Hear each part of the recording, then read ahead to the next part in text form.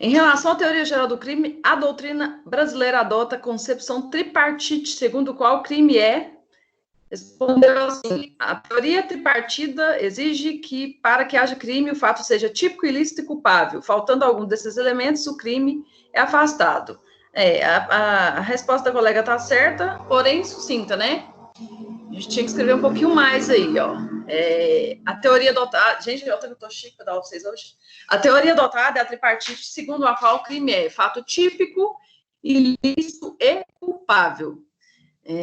Tá certo que eu não perguntei quais são os elementos do fato típico, então essa resposta ela é considerada correta, né? Se faltar algum desses elementos, segundo essa teoria, não há crime, porque a gente tem a teoria bipartite, que fala que crime é só fato típico e ilícito, mas a maioria da doutrina adota a teoria tripartite, que segundo a qual é fato típico e ilícito é culpável. Questão professora, a senhora fala dos elementos lá na questão 7. Eu me lembrei agora. E como eu não perguntei quais eram os elementos, a resposta é correta, tá? Ok. Questão número 2, vamos lá.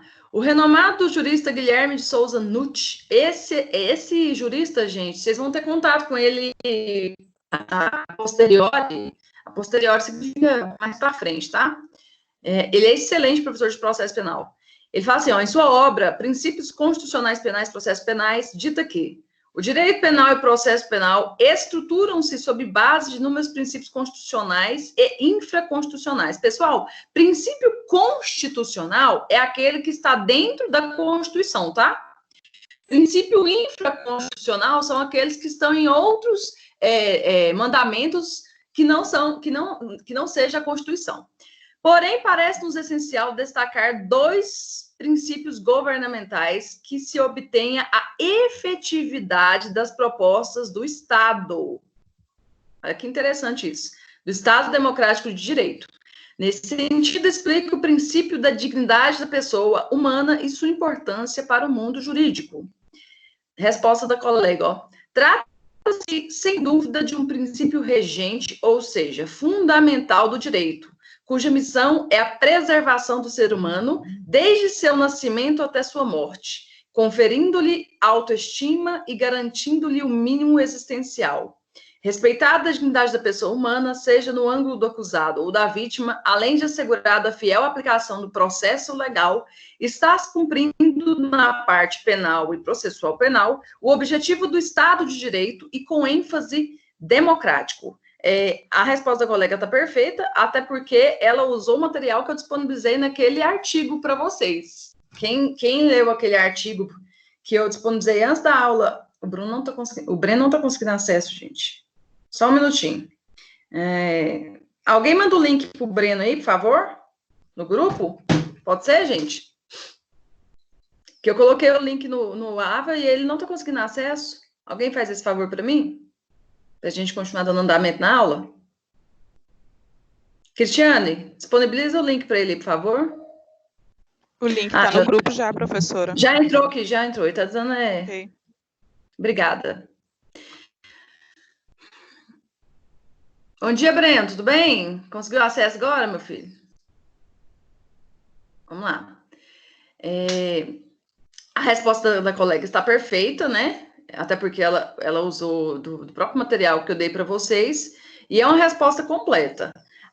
É um princípio que se diz ser constitucional, porque a dignidade da pessoa humana está prevista na Constituição Federal. Hoje, nossa Constituição Federal é o maior ordenamento, é o maior mandamento dentro do ordenamento jurídico, sem a qual, pessoal, a Constituição, ela que vai reger toda a nossa vida, as nossas obrigações, os nossos direitos, né? Esse final de semana, acompanhando o noticiário, eu tive a infelicidade de ver algumas pessoas que participavam de uma manifestação, né? Todo mundo assistiu, não vou falar de quem era, e as pessoas pedindo o fechamento do Congresso Nacional, fechamento do STF, a volta do Ato Institucional 5 e a volta da ditadura militar. Senhores, se a gente fala que é um Estado democrático de direito e a gente tem uma Constituição Federal, né? Não há que se falar em fechamento de Congresso Nacional, quiçá fechamento de STF, ou até mesmo a volta da ditadura. Vocês, muito menos, porque vocês são muito jovens. Eu tenho a idade da Constituição Federal. Eu nasci no mesmo ano que a Constituição e no mesmo mês. Só que a Constituição nasceu dia 5 de outubro e eu nasci dia 31. Olha aqui o que fala o artigo 5º, dos direitos e garantias fundamentais. Aliás, só para reforçar isso para vocês, o artigo 1º da Constituição fala assim, ó, dos princípios fundamentais. Olha o que fala o primeiro. A República Federativa do Brasil, formada pela união indissolúvel dos estados, municípios e Distrito Federal, constitui-se em Estado democrático de direito. O artigo 1º da Constituição já está falando isso. Se eu peço a volta da ditadura, eu estou rasgando a Constituição Federal. Consegue entender o tanto que isso é grave? E a gente pensando que há pessoas no Brasil pedindo a volta da ditadura militar. Em um Estado ditatorial, a gente não tem liberdade. Em um Estado ditatorial, não há que se falar em direitos e garantias fundamentais. Um exemplo disso é quem não assistiu o filme ainda, Milagre da Cela 7, tá lá na Netflix. É um filme, assim, muito... Ele te faz pensar muito, sabe? Tem uma parte do filme lá, não vou contar, né? Porque às vezes vocês não assistiram, que reflete muito bem o que é um Estado ditatorial. O que é uma pessoa que não tem... Que tem os seus direitos cerceados quando ela está numa ditadura. Enfim, e a dignidade da pessoa humana, que é o foco do nosso assunto aí, que está no artigo, na questão número 2, ela vem prevista no inciso número 3 do artigo 1º da Constituição Federal. O artigo 1º fala, né, que Constituição é Estado Democrático de Direito e tem como fundamento a dignidade da pessoa humana, além de ser um princípio constitucional, é um fundamento do Estado Democrático de Direito. Então, eu, enquanto Estado, tenho como fundamento a soberania, vou admitir mais um aqui, Gabriel. A soberania, a cidadania, a dignidade da pessoa humana, olha o inciso 4º, os valores sociais do trabalho e da livre iniciativa e, por último, o pluralismo político. Então, meninos, por ser, um princípio fundado na própria Constituição Federal. Segundo, por ser um fundamento da República do Brasil, ou, né, do Estado Democrático de Direito. Sem esse princípio, a gente não tem a prevalência de nenhum outro princípio previsto, até mesmo dentro do nosso Código de Processo Penal e dentro do Código Penal. Então, a resposta da colega está perfeita, eu só fiz essa abordagem aqui da importância da nossa Constituição Federal e do nosso Estado Democrático de Direito, tá? Alguém quer fazer alguma pergunta sobre essa questão número 2? Ficou alguma dúvida? Algum comentário? Não? Pessoal, e é tão importante a gente entender essa questão da dignidade da pessoa humana, que quando vocês estiverem lá estudando processo penal, vocês vão começar a entender a dignidade da pessoa do acusado, né? Daquela pessoa que está sendo investigada. Porque, por vezes, a gente percebe a própria população quando não é da época de vocês. Quem se lembra aí do pai ou da mãe, ou de algum familiar falar do crime da Suzane von Richthofen e dos irmãos Cravinho? Esse crime, ele foi um crime que chocou o país, porque a Suzane, ela era de família de classe média alta, né? E ela, junto com o namorado e o irmão do namorado, ela planejou a morte dos pais dela para ficar com a herança. Aqui, ó, nesse livrinho aqui, a Ana Beatriz, que trata da mente do psicopata, ela até fala como que foi. Eu vou ler aqui uma parte da história só para vocês entenderem. No dia 31 de outubro de 2002, pouco depois da meia-noite, Suzane, de 19 anos, entrou em casa, acendeu a luz, conferiu se os pais estavam dormindo e deu carta branca ao namorado Daniel Cravinhos e o irmão dele, Christian. Os irmãos Cravinhos mataram Marisia e Albert von Richthofen, pais de Suzane, com pancadas de barras de ferro na cabeça enquanto o casal dormia. E aí eles simularam um latrocínio. Eu não vou ler tudo porque é grande a história, tá? Depois vocês, quem já tiver acesso a esse livro aqui, ó, eles foram comemorar num motel, um motel lá de São Paulo, e o crime foi descoberto. A polícia conseguiu descobrir que a Suzane von Richthofen, que era filha das vítimas, estava envolvida naquele bruto assassinato, né? Assassinato brutal mesmo.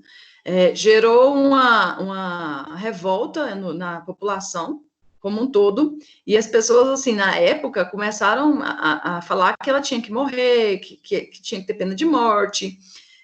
Pessoal, quando eu consigo entender que a dignidade da pessoa humana é um princípio constitucional e um fundamento do Estado democrático de direito, a gente começa a respeitar as outras normativas previstas na própria Constituição. E quando a gente fala de pena de morte, a própria Magna Carta fala assim: não haverá pena de morte, salvo em caso de guerra declarada. Então, qual é a única exceção que a Constituição do Brasil permite a pena de morte hoje?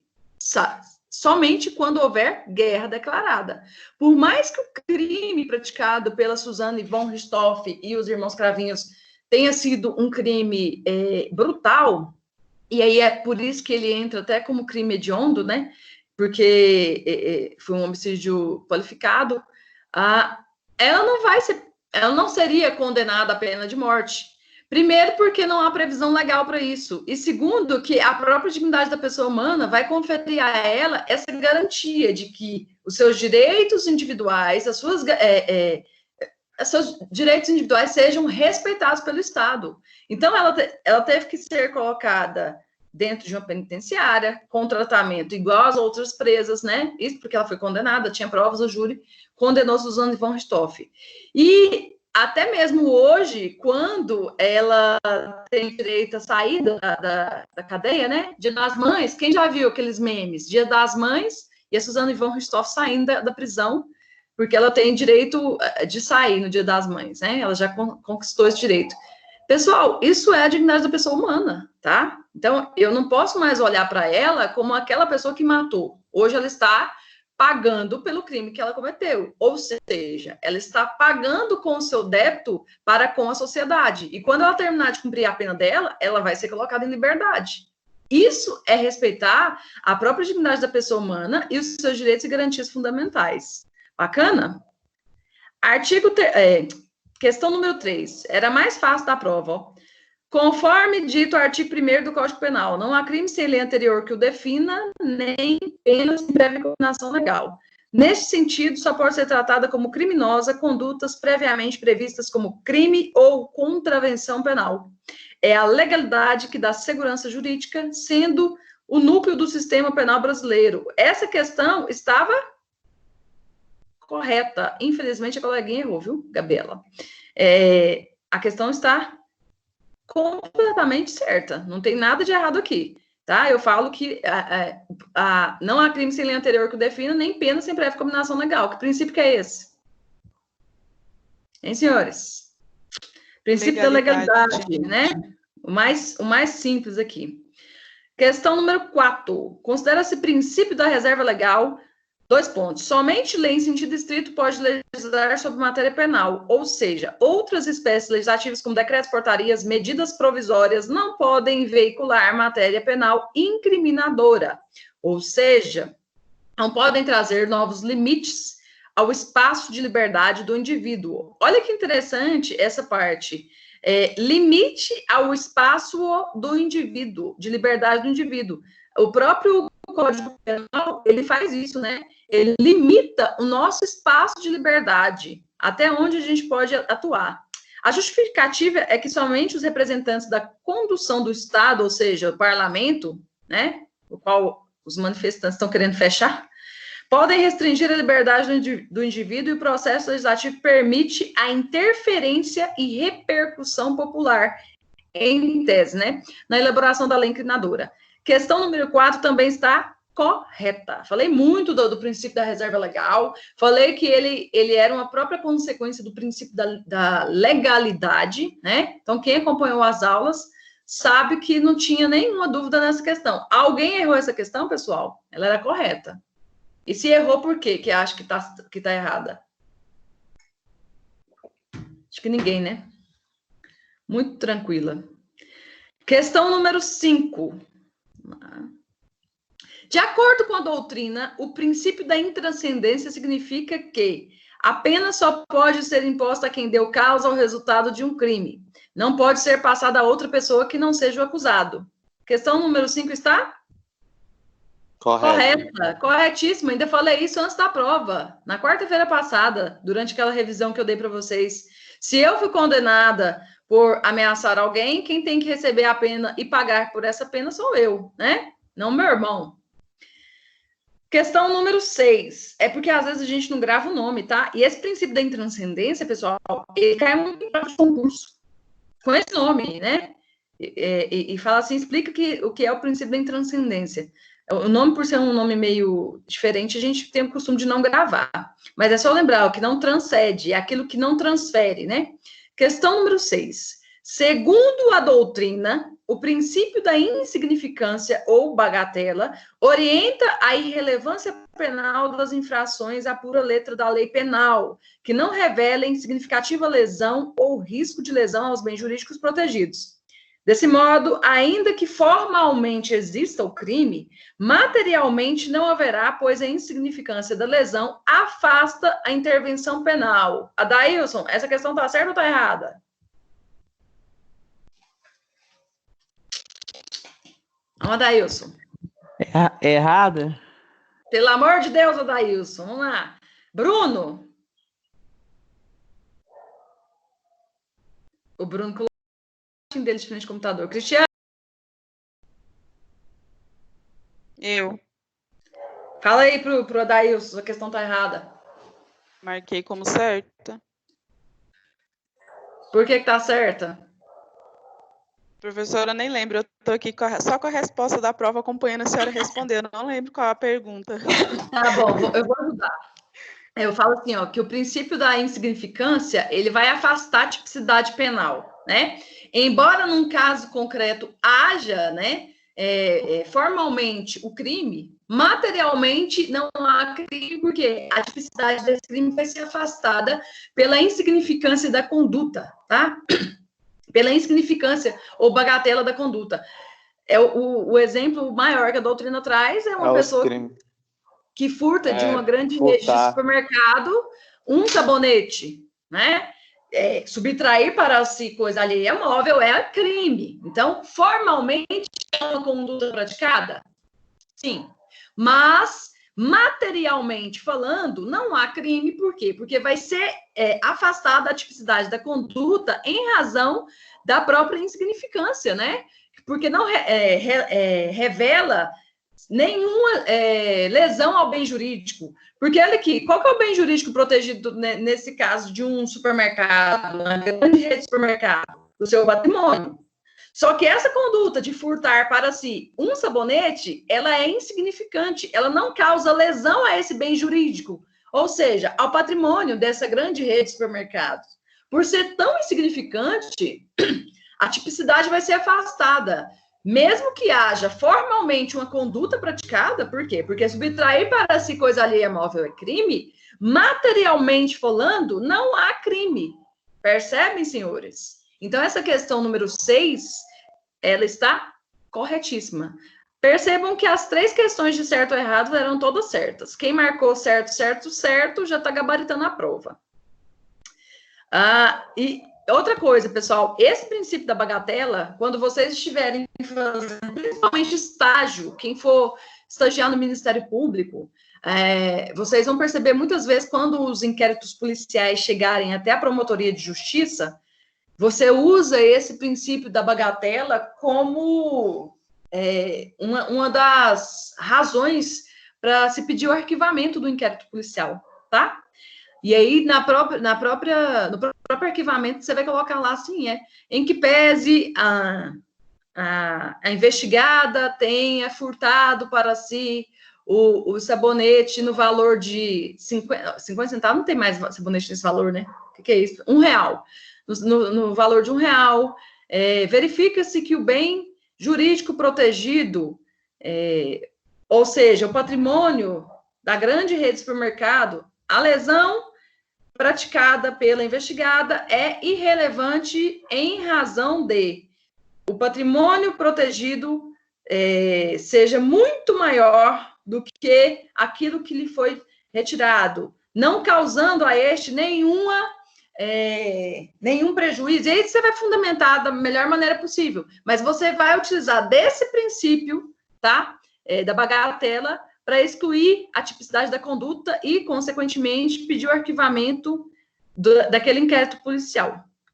Questão número 7. Essa daqui é uma questãozinha dissertativa, ó. Conforme a melhor doutrina, crime... Olha aqui, olha tanto que a professora é boa. Eu dou a resposta da número 1 na questão número 7. Isso foi de propósito, tá? Quando eu fiz a 7, eu já sabia que eu estava dando a resposta da 1. Mas mesmo assim, teve gente que errou a 1. Crime é fato típico, antijurídico e culpável. Assim, explique quais são os elementos do fato típico. Vamos ver se a coleguinha acertou. É o fato humano descrito abstratamente na lei como infração a uma norma penal. São elementos do fato típico: a conduta, o resultado, o nexo causal entre a conduta e o resultado e a tipicidade.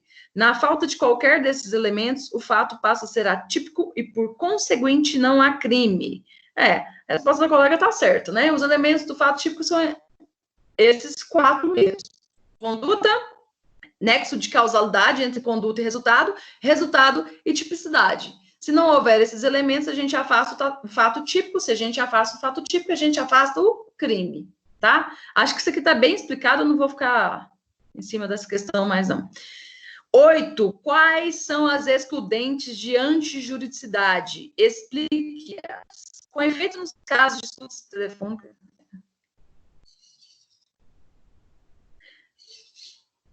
Peraí, gente, que eu estou tentando entender o que ela quer dizer aqui. Com efeito nos casos de escuta telefônica e gravação telefônica, é possível a utilização do conteúdo captado com prova lista, desde que presente um excludente da antijuridicidade da conduta, que são basicamente 4 situações. Ela fala, mas não explica, então ela errou, né? É a legítima defesa, o exercício regular de direito, o estado de necessidade e o estrito cumprimento do dever legal. Essas excludentes de antijuridicidade, a gente vai ter uma aula só para ela, tá? Porque eu estava verificando o conteúdo de vocês no AVA, ela era para ter sido estudada mais para frente. Então, eu vou até considerar quem respondeu só as 4, mas tinha que explicar.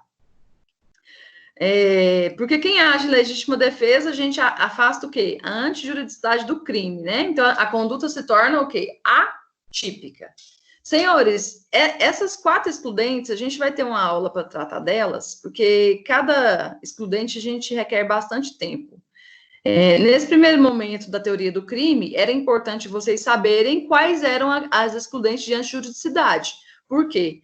Porque crime é fato típico, antijurídico e culpável. Então, para eu até entender quais eram os elementos do crime, né? E eu creio que vocês entenderam bastante essa teoria geral do crime. A partir de agora, o que a gente for estudar já é matéria da segunda prova, tá? Quem perdeu a primeira prova vai fazer a segunda chamada. Tem que se atentar ao calendário. Eu já até postei o calendário aí no grupo dos representantes, depois vocês dão uma olhadinha e peçam o representante sala. Então, hoje a gente começa o nosso estudo mais pormenorizadamente falando sobre dolo. Professor, mas a senhora já falou o que é dolo? Falei, em regras gerais. Mas por que eu cantei a música Intenção no começo da aula? E diga-se de passagem, errei mais que tudo. Porque quando a gente fala de dolo é consciência e vontade. Vocês se lembram que eu falei disso? Eu preciso ter 2 coisas para ter dolo. Vou pegar minha folhinha de papel que eu gosto de escrever. Só um minutinho. Então, quando a gente fala de dolo, de um lado eu tenho a consciência. Do outro, a vontade. Nossa, obrigada. O momento de consciência é chamado pela doutrina de momento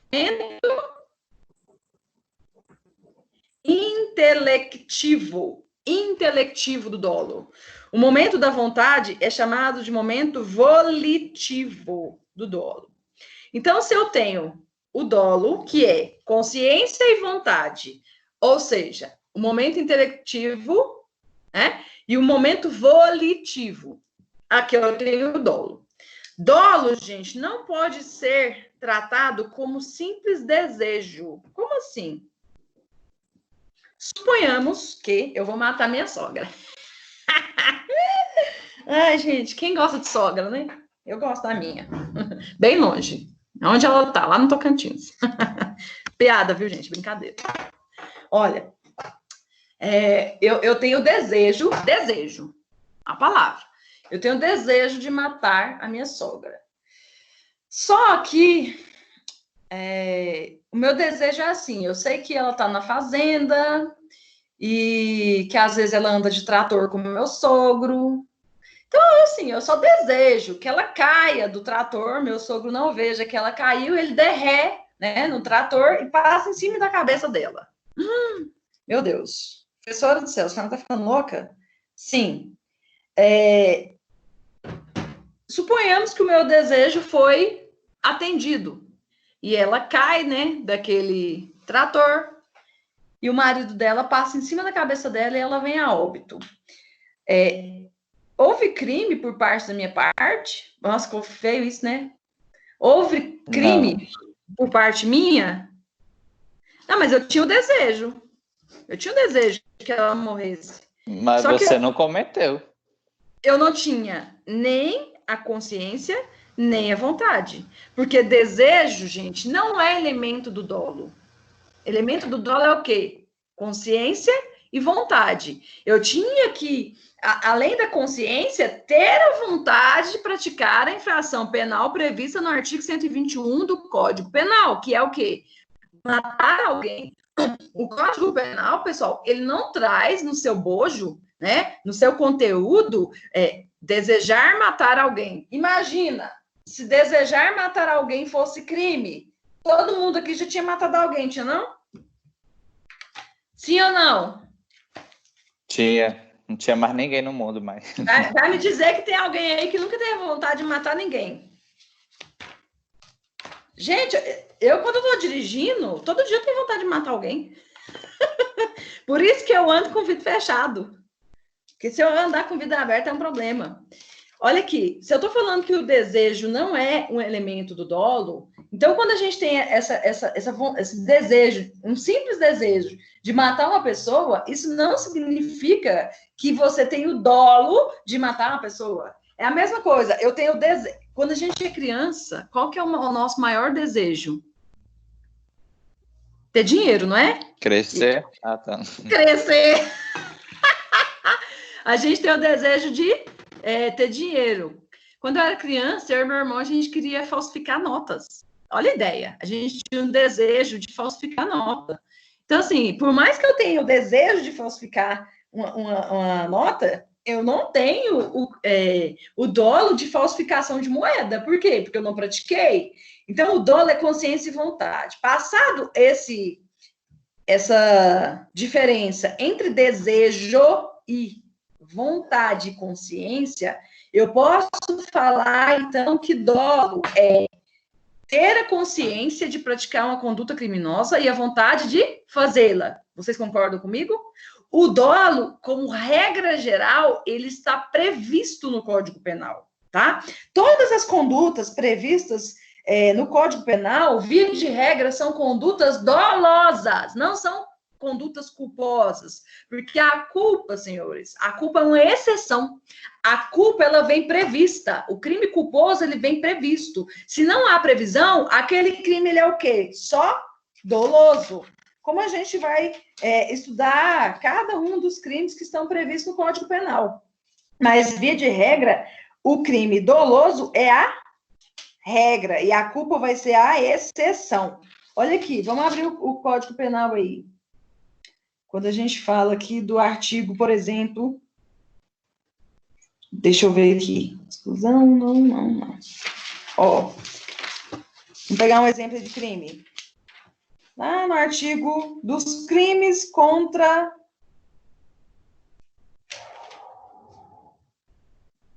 dos honra, tá? Artigo 138, olha lá.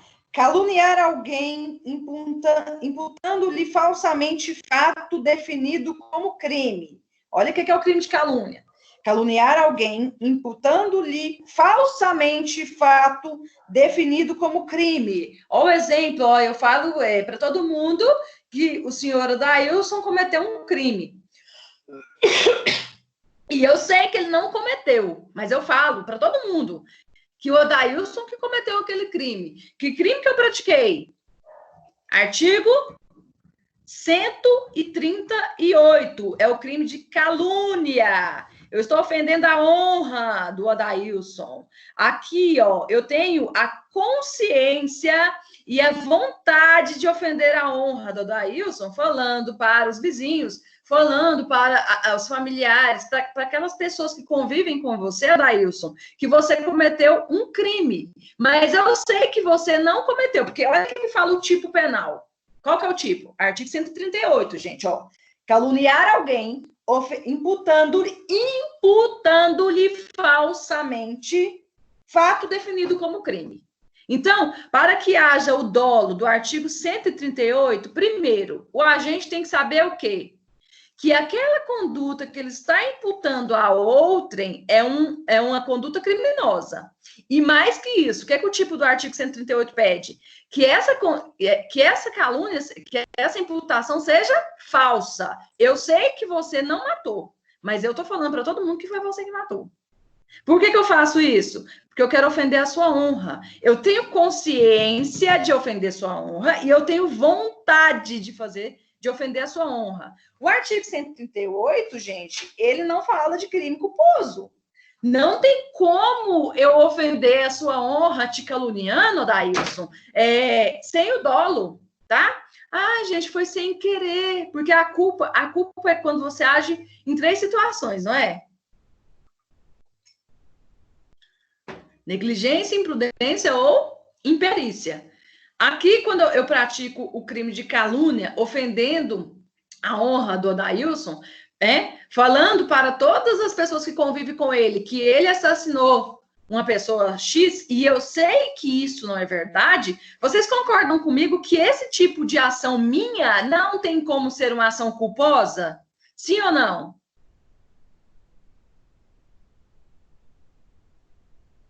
Gente, cadê vocês? Conversa comigo. Pessoal? Oi.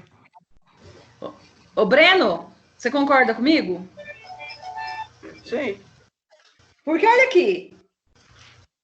Se eu estou falando que caluniar alguém imputando-lhe falsamente fato definido como crime, o próprio tipo penal, ele já traz uma previsão dolosa. Não tem como a pessoa imputar a outra pessoa um fato criminoso, que ela sabe que é falso, que a pessoa não cometeu esse fato criminoso, de forma culposa. Então, a gente começa a entender que, via de regra, o crime doloso, ele já vem previsto no próprio tipo. E o Código Penal não fala assim, caluniar dolosamente alguém, ameaçar dolosamente alguém, matar dolosamente alguém. Não, via de regra, gente, leia. Aquele tipo penal, ele já é doloso. Por quê? Porque a culpa, ela é uma exceção.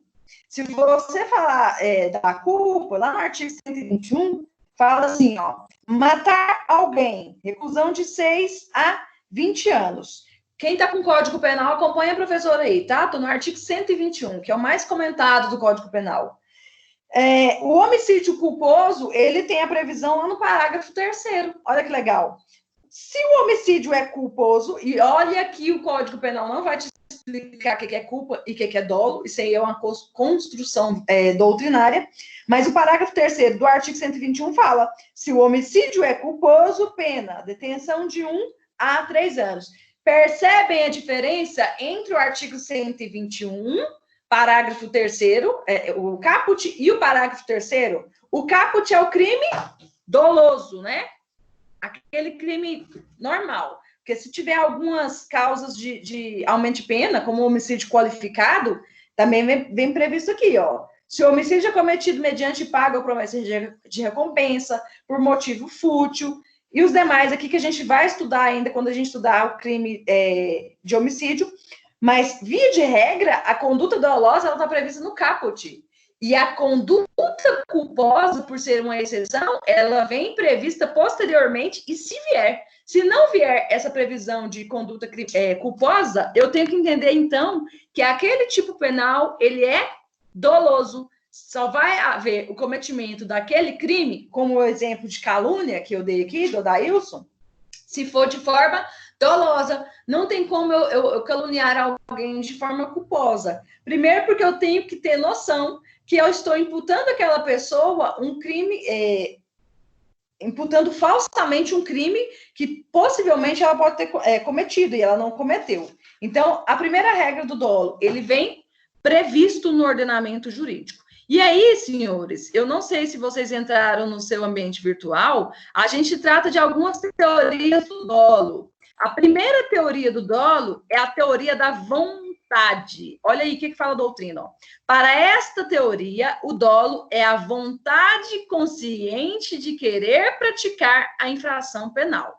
Então, eu falo da teoria da vontade e ela faz até uma referência à própria vontade, que é um dos requisitos do dolo. Para a teoria da vontade, a pessoa tem que ter a consciência e querer. Olha o verbo, eu quero praticar a infração penal. Vamos usar outro exemplo dos crimes contra o patrimônio, roubo. Olha o roubo, previsto lá no artigo 157. Engraçado que para a mídia tudo é roubo, né? A pessoa subtrai um carro, fulano roubou. Não, ele furtou, porque o furto ele é diferente do roubo. Artigo 157, subtrair coisa móvel alheia para si ou para outrem, mediante grave ameaça ou violência à pessoa, ou depois de havê-la, por qualquer meio, reduzido à impossibilidade de resistência. Pena de reclusão de 4 a 10 anos e multa. Aí vem falar, na mesma pena incorre quem? Logo depois de subtrair da coisa, emprega violência contra a pessoa ou grave ameaça, a fim de assegurar a impunidade do crime ou detenção da coisa para si ou para terceiro. E aqui tem outras coisas do crime de roubo que não nos interessam no momento. O que eu tenho que entender? Segundo a teoria da vontade, para essa teoria, o dolo é a consciência e vontade de querer praticar a infração penal. Os senhores Daniel, eu vou resolver seu problema, viu? Eu já te respondi por e-mail lá, você tem acompanhado. O senhor Daniel e o senhor Gabriel, né, planejam subtrair para eles, vamos pensar aqui, os livros da biblioteca. São meninos muito estudiosos, né? Vocês vão subtrair os livros da biblioteca. E a biblioteca está sendo vigiada, né? Tem um guarda lá. Vocês vão até a faculdade armados e vocês ameaçam o guarda, falando, olha, senhor guarda, seu polícia, é que eu separei recentemente. De paixão, eu tô doente, brincadeira. Gente, seu guarda, seguinte, mano, sai da nossa frente que o bagulho aqui tá louco e nós vai pegar esses livros tudo, entendeu, mano? É desse jeito que eles falam, né? E aí vocês ingressam na faculdade e levam as doutrinas de direito penal para casa de vocês, para vocês estudarem. Vocês tinham a consciência de que vocês praticavam a ação criminosa? Sim ou não? A professora Sim, não sabe? senão não tinha planejado o crime. Se não fosse criminosa, não tinha nem necessidade de vocês estarem armados, né? Porque para que uma pessoa usa uma arma de fogo? Para duas coisas, aliás, né, para três coisas. Primeiro, ou para se defender, né, que é a posse de arma de fogo, você pode ter a arma de fogo na sua casa, ou porte de arma de fogo, que é você andar com a arma de fogo. Ou a pessoa que é bandida, que não tem porte nem posse, ela compra uma arma para cometer crime, porque a arma de fogo, ela impõe medo para aquela pessoa que está sendo apontada a arma, né? Exceto na La Casa de Papel, que o povo não tem medo de bala. Quem assistiu aí a última temporada, meu Deus, eu perdi até o fôlego. A Nairobi morreu. Para quem não assistiu, já contei. Olha que triste. Eu chorei, gente. Sério, deixa eu beber uma água aqui. Chorei porque a Nairobi morreu. Achei um absurdo aquele cara não ter sido assassinado antes. É só em filme mesmo. E aí o Gabriel e o Daniel carregam pegaram com eles os livros da biblioteca da faculdade. Aqui, segundo a teoria da vontade, eles tinham consciência que praticavam o artigo 157 do Código Penal, e mais que isso, eles queriam praticar, tá?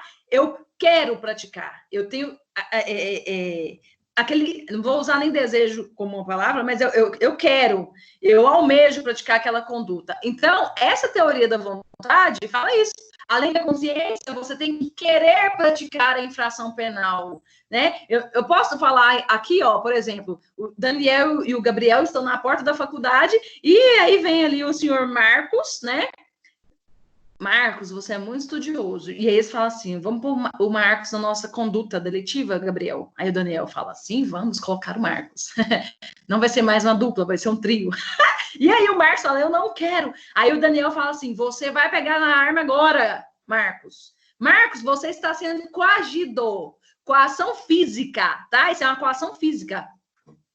Você tem como resistir a essa coação? Não. Tô dando... Gente, já tem uma pessoa que me responde. Obrigada, viu? Você já tem um ponto extra. Eu olho. Alisson, não tem como. Por quê? Porque ele está sendo o quê? Coagido a pegar na arma. Você vai praticar. Segundo a teoria da vontade, senhores, o senhor Marcos praticou o crime né, de roubo junto com o Daniel e com o Gabriel? Sim.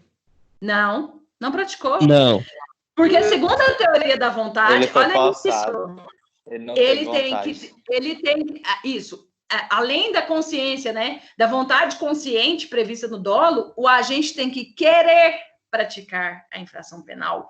Se eu não quero, se eu estou cometendo a infração penal porque eu estou sendo coagida, eu não estou praticando a infração penal, porque eu fui o quê? Coagida. A coação física, gente, ela vai excluir a própria conduta. Ela não vai excluir nem a tipicidade, porque o que exclui a tipicidade é a coação moral. Aqui eu estou falando da coação física. A coação física exclui a conduta. Gente, eu estou ficando empolgada, ó. Então, a teoria da vontade é o quê? Consciência, né? A consciência, a vontade, e mais que isso, o querer praticar a infração penal. Alguém tem alguma dúvida sobre essa teoria? Não, eu não tenho, não. Não mais. O que vocês têm que gravar? Para a teoria da vontade, Dolo. o dolo é vontade consciente. Mataram isso? Fechou? Fechou. Sim. Mais que isso, a pessoa tem que querer. Gravem o verbo querer. Se eu não quero, não tem conduta, tá? Porque se eu não quero e foi cometida alguma conduta, foi contra a minha vontade, tá? Ou eu fui coagida, eu tinha uma arma sobre a minha cara.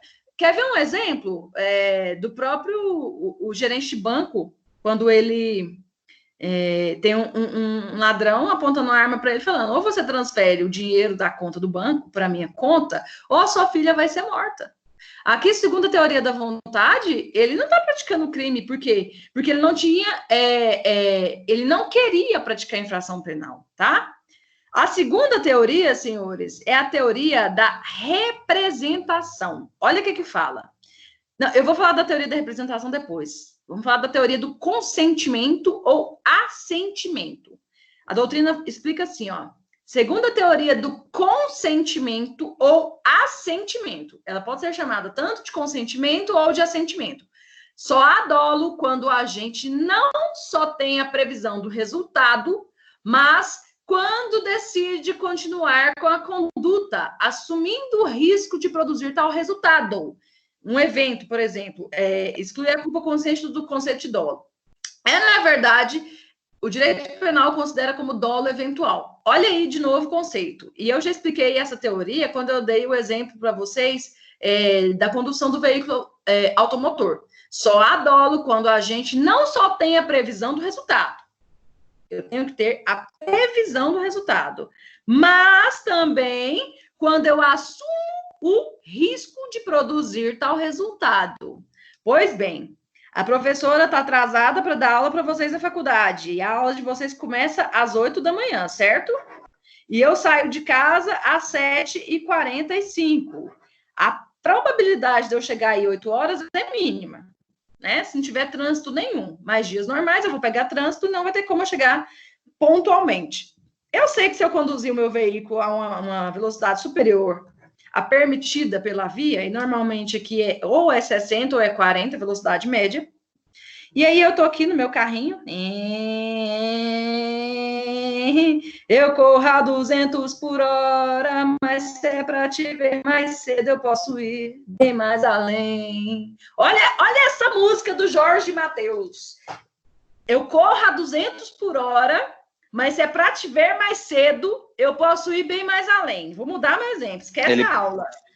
Vamos falar aqui do Jorge Mateus, né? Vou fazer o Mateus aqui, cheio dessa tatuagem.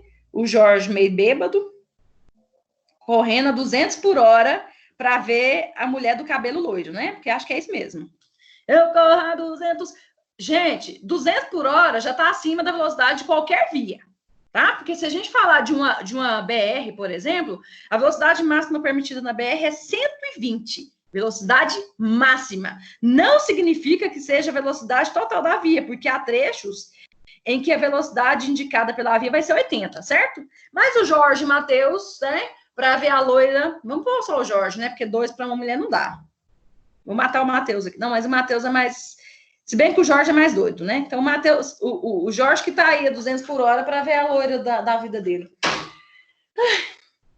Qualquer pessoa sabe que dirigir a 200 por hora é perigoso? Sim. Sim. As pessoas normais, né? Porque tem uns malucos na vida aí, gente. Domingo eu tava pedalando na BR, tinha um pessoal de moto andando a 300 por hora, sem brincadeira. Isso aí não é normal pra mim, não.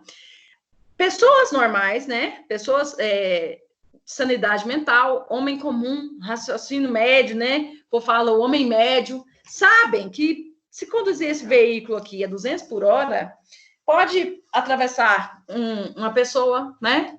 Tem muitos ruralistas que moram próximo às BRs, a pessoa vai atravessar ali da via de um lado para o outro, e aí o Jorge, né, dirigindo o carro dele a 200 por hora para ver a loira da vida dele, vai e tá lá pensando, nossa, eu posso atropelar uma pessoa, né? Ele tá prevendo o resultado. Ele prevê a sua correção. Qual que é o resultado? Atropelar uma pessoa e matar essa pessoa, ou causar uma lesão corporal gravíssima. Mas ele quer matar? Não, ele quer chegar logo na casa da namorada dele, né? Segundo a música, é isso.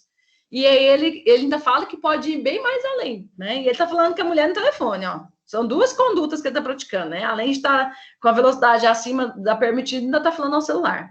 Nossa, vibrou aqui bem na hora que eu pus na orelha. E aí passa o seu João e pá, o Jorge atropela o seu João. Segundo a teoria do assentimento ou do consentimento, o Jorge, a partir de um momento que ele estava conduzindo seu veículo ali, ó, a 200 por hora, ele consentiu com o resultado morte que ele poderia provocar. Ele prevê esse resultado. É o que a gente chama de dolo eventual. Culpa consciente. Não. A diferença da culpa consciente é que na culpa consciente eu prevejo o resultado, porém eu faço de tudo para impedi-lo, tá? Aqui não é culpa consciente. É Alisson que falou comigo? Alisson? Isso. É porque seu nome tá mais no final aqui, aí eu não vejo, tá? No caso, então, ele tolera o resultado e aceita, né?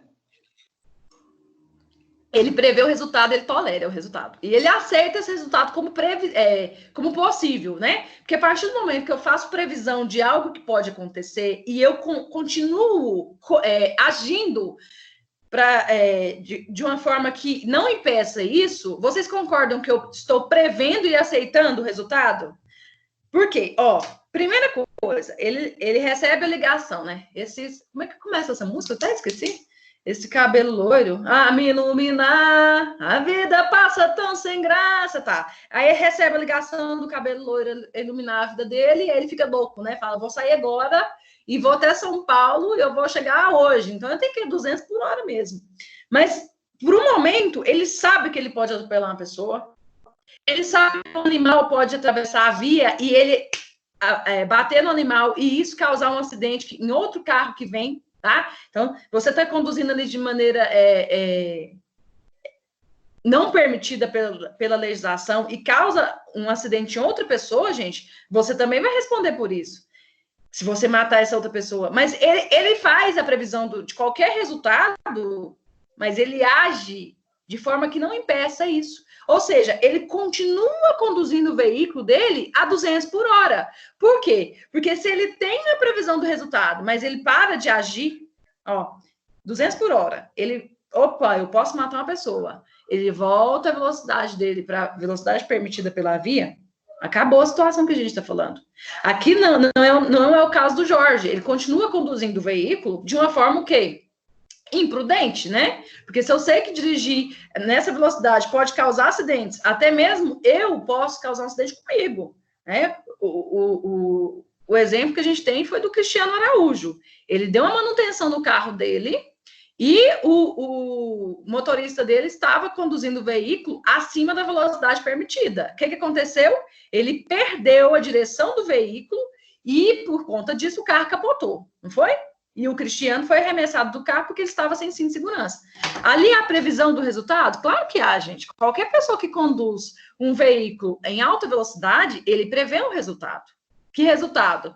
Ou causar a morte de alguém, ou até mesmo a morte das pessoas que estão dentro do carro. Por quê? Quando vocês forem tirar a carteira de habilitação, vocês vão ver isso. É responsabilidade do motorista exigir que os seus passageiros usem o cinto de segurança. Quando você está dirigindo um carro ou qualquer veículo, você tem que exigir que o seu passageiro coloque cinto de segurança. Isso é uma obrigação do motorista. Enfim, volta aqui para o nosso exemplo para a gente passar essa teoria.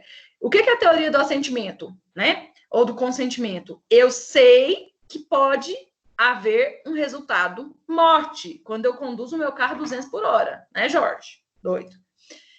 E ele age de maneira a não impedir esse resultado. Ou seja, ele continua conduzindo o veículo. Por que eu estou falando disso? Isso é o dolo eventual. A culpa consciente, diferente disso aqui, na culpa consciente, tem a previsão do resultado? Sim, tem a previsão do resultado. Mas o agente age de maneira a impedir esse resultado. Ele age com boa fé. Grave isso. Qual que é a diferença do dolo eventual e da culpa consciente? No dolo eventual, ele vê o resultado? Vê. Na culpa consciente, ele também vê o resultado? Vê. Ele prevê, né? A palavra correta seria previsão. Eu prevejo o resultado. Só que no dolo eventual, eu continuo agindo de maneira a não impedir que esse resultado ocorra. Na culpa consciente, eu ajo de maneira a impedir o resultado. Então, no dolo eventual eu continuo agindo, na culpa consciente eu ajo, mas de uma maneira que esse resultado não aconteça. No dolo eventual eu tenho a má fé. Na culpa consciente eu tenho a boa fé. Então, são opostos, tá? Qual que é o exemplo da doutrina, Alisson? Do atirador de facas, na sua assistente. Quando ele tá lá, fazendo o show dele no circo. Nossa, coitado desse pessoal de circo, né, gente? A pessoa não tá nem podendo assistir circo, teatro, cinema, meu Deus. Enfim, eu tô lá, né, arremessando faca. A gente podia treinar isso, né? Pegar uma pessoa que você não gosta e falar, vamos treinar, vou arremessar faca em você. Só que ele tá lá fazendo a apresentação dele no circo, ele treina, né, todos os dias para fazer aquele espetáculo. Ele sabe que se aquela faca que ele atira acerta uma região vital da assistente dele, pode matá-la? Pode. Ele tem consciência, não tem, gente? Possivelmente, sim. Possivelmente, sim. É só em filme mesmo que o Ambos têm consciência. Ambos têm a consciência. Só que ele age, ele quem? Aquela pessoa que está fazendo a apresentação lá, atirando faca, ele age de forma a atuação dele é para evitar que essa faca atinja a assistente dele. A faca tem que atingir a madeira, né? Aquela roda lá que ela tá presa, mas não ela. Então, vocês concordam que, embora haja previsão do resultado, lesão corporal grave, gravíssima ou morte, ele age de forma para que isso não aconteça. Diferente do dolo eventual. No dolo eventual, quando eu estou dirigindo meu veículo a 200 por hora para ver o cabelo loiro, e eu sei que eu posso matar alguém em virtude de conduzir esse veículo nessa velocidade, porque você não vai ter tempo para frear, tá? Normalmente, gente, a dica é, quando você estiver em uma BR, por exemplo, e você está conduzindo o seu carro, a dica de segurança entre o seu veículo e o veículo da frente é que você veja os pneus do carro da frente. Esse é o tempo para você parar. Por exemplo, eu estou aqui conduzindo e tem um carro na minha frente, né? Se eu estou muito colada nele, de forma que eu não veja o pneu dele, se ele frear de uma vez, eu vou bater na traseira dele. Qual que é a dica de segurança? Eu preciso ver o pneu de trás do carro que está na minha frente. Se eu tenho essa visão, significa que eu terei tempo hábil para frear o meu carro e consequentemente, evitar um choque na parte traseira do carro dele. Então, aqui no dolo eventual, ele sabe que ele pode causar um resultado. E ele continua agindo de forma que esse resultado não seja evitado. Perfeito? Todo mundo entendeu a teoria do assentimento e do consentimento? Sim ou não? Alguma pergunta? Sim. Não, ainda não. Tá. Pessoal, a terceira teoria é a teoria da representação. Olha aí o que fala essa teoria. Para esta teoria, só é possível o dolo quando a gente tem possibilidade de previsão do resultado, mas insiste na prática da conduta. É, na verdade, o que o direito penal considera como culpa consciente. E eu acabei de explicar a teoria da representação junto com a teoria do consentimento, né? Que eu fiz a diferença da culpa consciente para o dolo eventual. Embora essa pessoa saiba que o resultado é possível, né?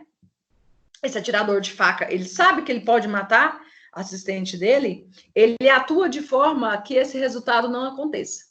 Por quê? Porque se ele começar a atuar de uma forma para causar o resultado, lesão corporal ou morte, ele já está agindo com dolo. Culpa consciente. Não.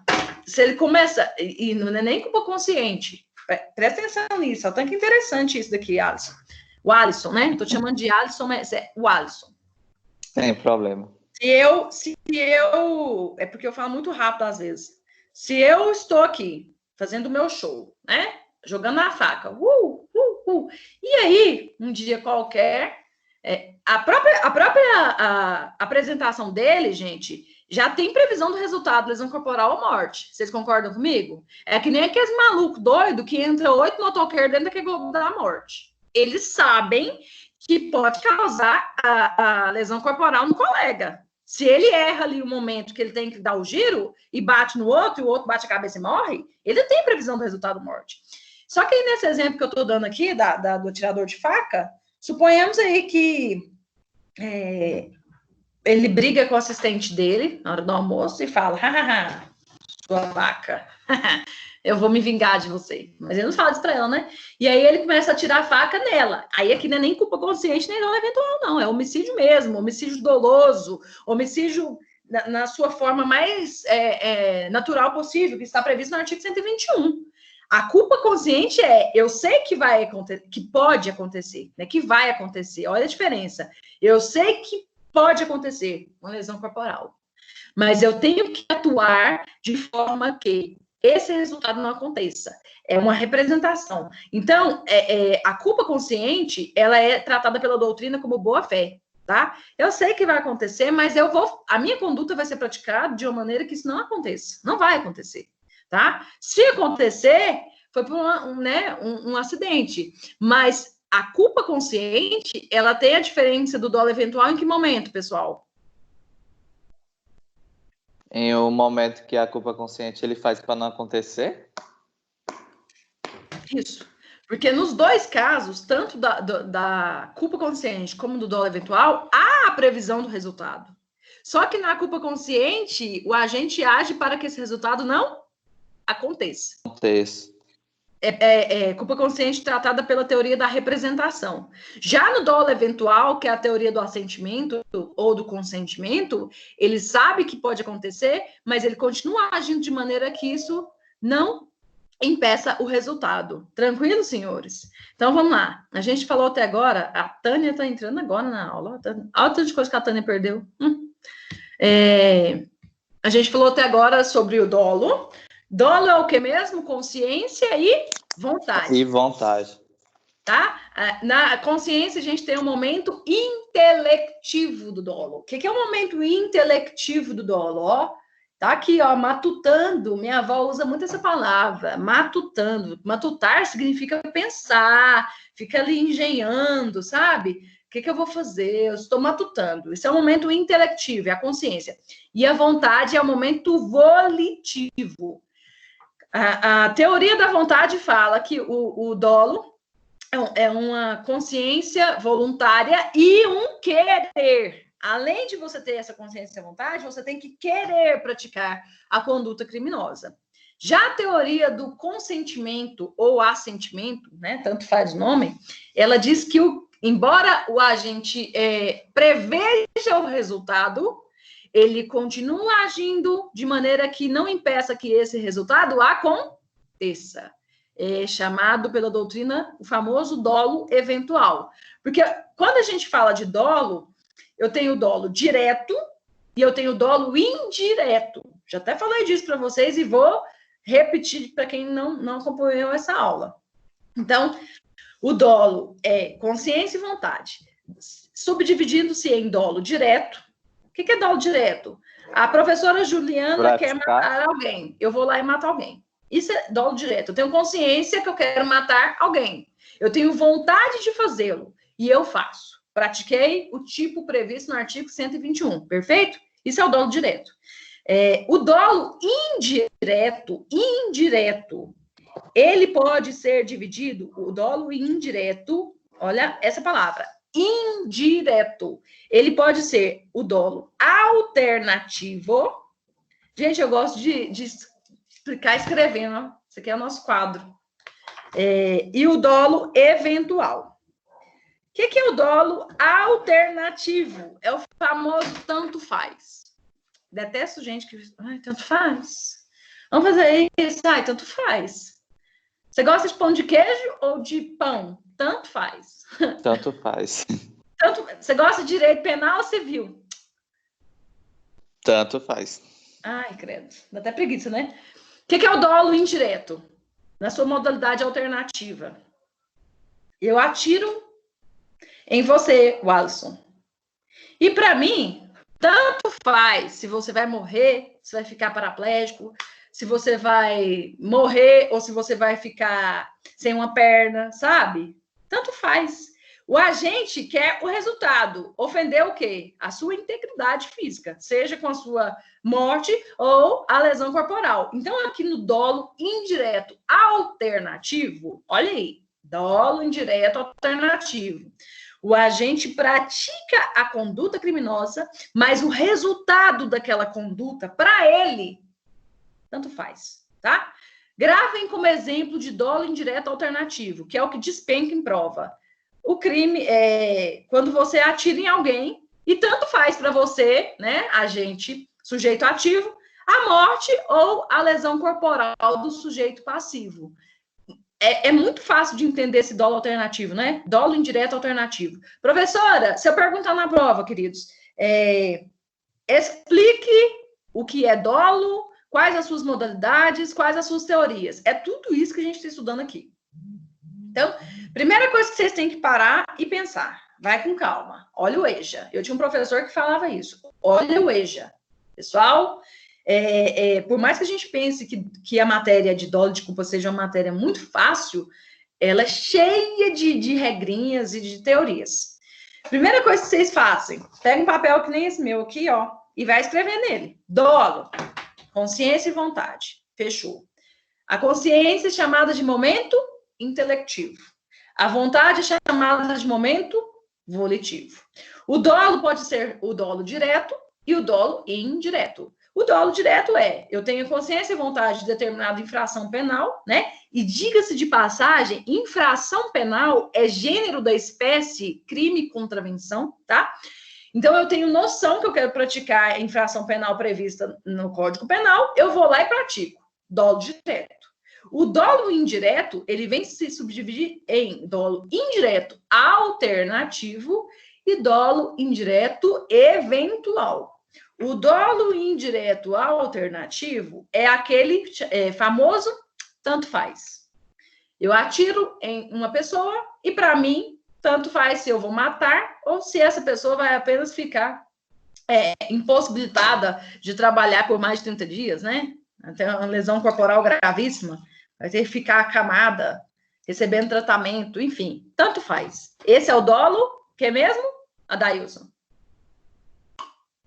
Indireto. Oh, foi a Adailson. Pode responder você, que falou comigo, Alisson. Direto? Indireto alternativo, tá? E o segundo tipo de dolo indireto é o dolo indireto eventual, que é esse que a gente está trazendo no exemplo do Jorge. Se lembra do Jorge? O Jorge está dirigindo o veículo dele a 200 por hora para chegar lá na casa para ver o cabelo loiro, iluminar a vida dele, né? Porque a música é isso. Se vocês começarem a perceber, gente, todas as músicas sertanejas são dolosas. Essa música que eu comecei aqui, a aula da Marília Mendonça, que fala de intenção, né? Que está convidando a pessoa para ir lá para casa dela, ela está agindo com dolo, né? Dolo de quê? Não vou falar porque o horário não permite, mas é isso mesmo, é dolo. No dolo indireto eventual, o agente, ele prevê o resultado, tá? Há uma previsão do resultado, porque se não há previsão do resultado, gente, a gente não fala nem de culpa consciente, é culpa, tá? Ele prevê o resultado e ele atua de maneira que esse resultado não... de maneira que não impeça que esse resultado aconteça, tá? Então, quando ele está dirigindo 200 por hora, ele continua dirigindo com essa velocidade e ele sabe que ele pode matar alguém. Mas, para ele, isso é indiferente, né? Ele não vai tanto deixar... Faz, tanto fez. Eu não vou nem usar esse tanto faz, porque senão eu vou confundir com dolo alternativo. Mas, para ele, é indiferente. A palavra correta seria essa. É indiferente. Ele está ou não acima da via. Ele quer chegar no local, no horário que ele planejou. Esse é o dolo indireto eventual. Alguma dúvida em relação a isso daqui? Sim ou não? A aula tá tranquila, gente? No. Sim. É porque às vezes eu falo muito rápido, né? Por isso que eu repito muito, tá? Essa aula de teoria, ela tem que ser repetida várias vezes para que vocês não tenham nenhuma dúvida. Se vocês não tiverem nenhuma dúvida, a gente vai fazer uma pausa agora de 10 minutos só para eu tomar um café. E aí eu volto daqui 10 minutos, pode ser? E a gente termina a aula. Fechou. 10 minutinhos, Fechou. tá, gente? Eu vou desligar minha câmera aqui e meu microfone.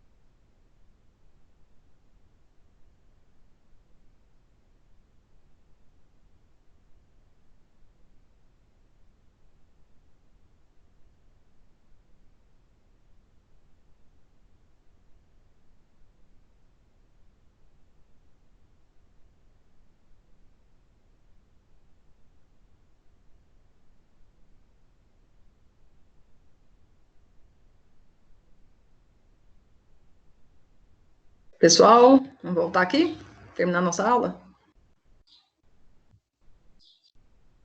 Meninos, meninas, todos estão aí, me ouvindo? Aqui, eu sim. Eu vou terminar. Ok. Pessoal, eu vou voltar aqui falando, terminando essa teoria do dolo, e vou disponibilizar para vocês um link de um documentário do YouTube, tá? Sobre investigação criminal. Vocês vão entender um pouco aí da mente de um psicopata, e a gente vai usar esse documentário aí a posteriori para a gente trabalhar algumas questões, tranquilo? Também ficar muito bastante sobre essa questão da teoria, porque eu penso assim, a gente faz o que tem que ser feito, e eu sempre passo alguma coisa a mais para completar o estudo de vocês. Teve 2 pessoas que entraram na aula agora. Senhorita Késia, e teve uma outra, Tainara ou Tânia, não sei, agora. Vocês estão me ouvindo, meninas? Sim. A gente já praticamente está terminando nossa aula, tá? Vou fazer aqui uma breve abordagem do que foi falado, depois vocês pegam aí e assistam a aula novamente, tá? Para não ficar muito cansativo para os demais colegas. Professora, Sim, meu bem. a senhora pode me tirar uma dúvida? Sim.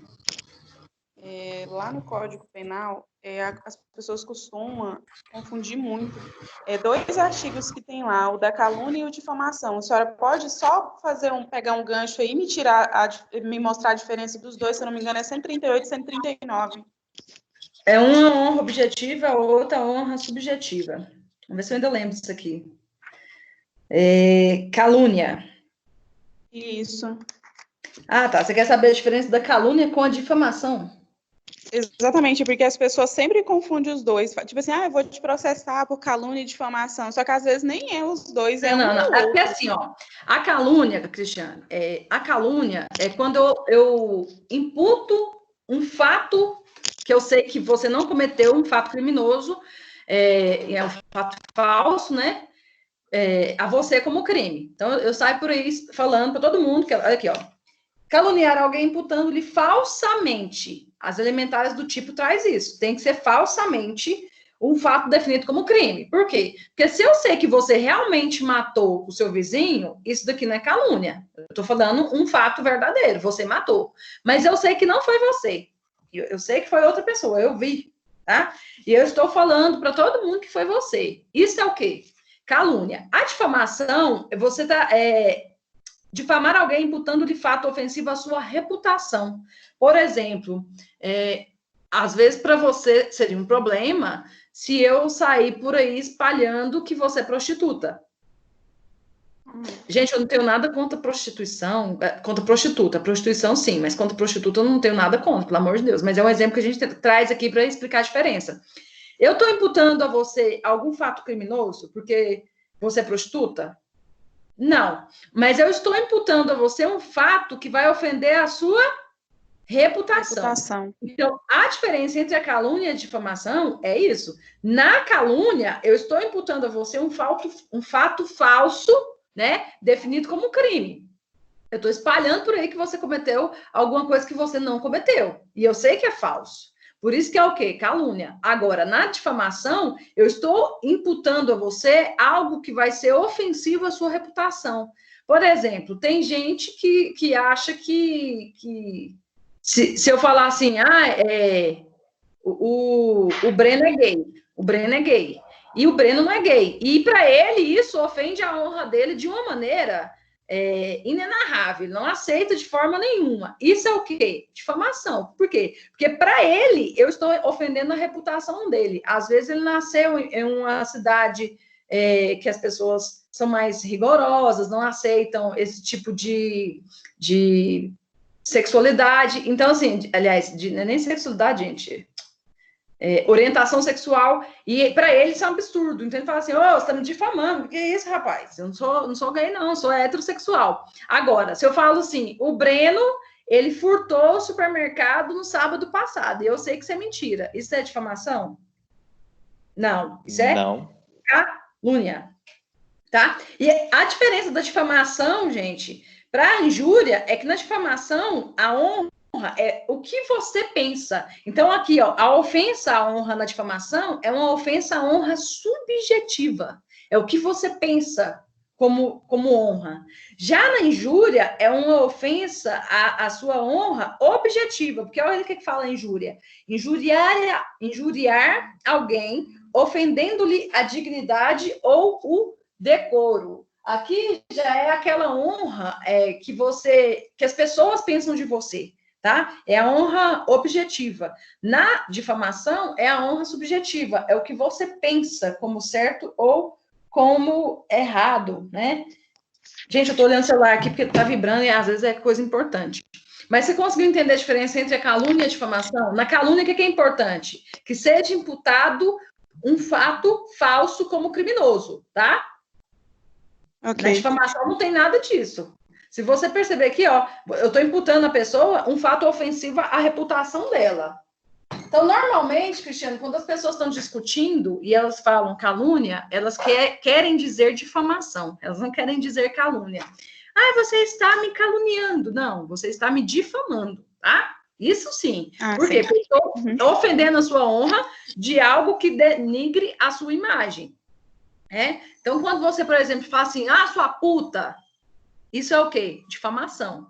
Agora, foi você que pegou a bolsa dela. E eu sei que não foi, mas eu tô querendo te colocar no fogo cruzado.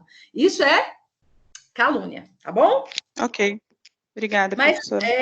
As pessoas confundem isso mesmo. Se as pessoas não sabem a diferença entre furto e roubo, elas vão saber a diferença de calúnia e difamação?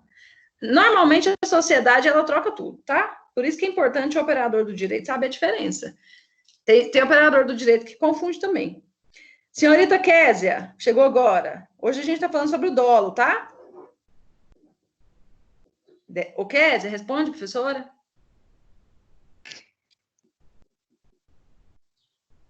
Gente, eu acho que ela não está na aula. Então, o dolo é o que mesmo, Cristiane? É consciência e vontade. Pode ser dolo direto ou indireto?